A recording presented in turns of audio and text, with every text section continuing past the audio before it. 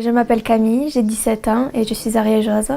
J'ai écrit 2 livres qui ont été publiés par la maison d'édition Michel Lafon. J'ai commencé à écrire en 4e. D'abord, j'écrivais sur un petit carnet et il y a une copine à moi qui est venue à la maison, qui l'a lu et qui m'a écrit un petit mot à côté qui m'a dit « Va publier la suite sur Wattpad ». Alors, je me suis lancée sur Wattpad, c'est une plateforme d'autopublication. Et je postais un chapitre toutes les semaines. J'avais des lectrices qui me commentaient mes chapitres, qui aimaient, qui m'envoyaient des messages. Et du coup, ça me poussait à continuer.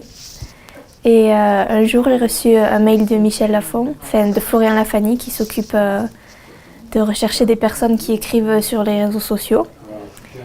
Et je me suis retrouvée à aller signer mon contrat à Paris, une semaine plus tard à peu près.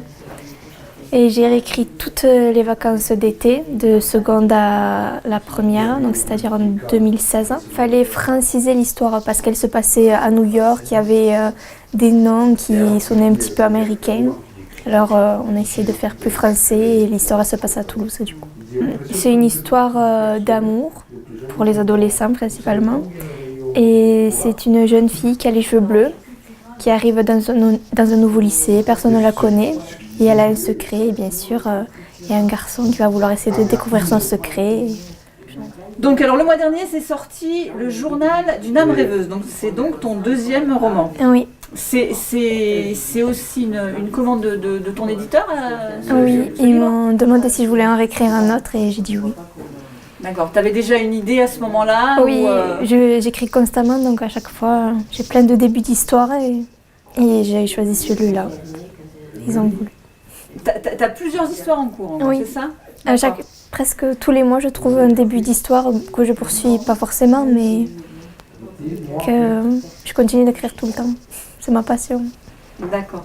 Donc alors celui-là, Journal d'une âme rêveuse, c'est le même style d'histoire ou c'est un petit peu différent? C'est le même style d'histoire, c'est une histoire d'amour. Mais là, les personnages ils sont un peu plus vieux.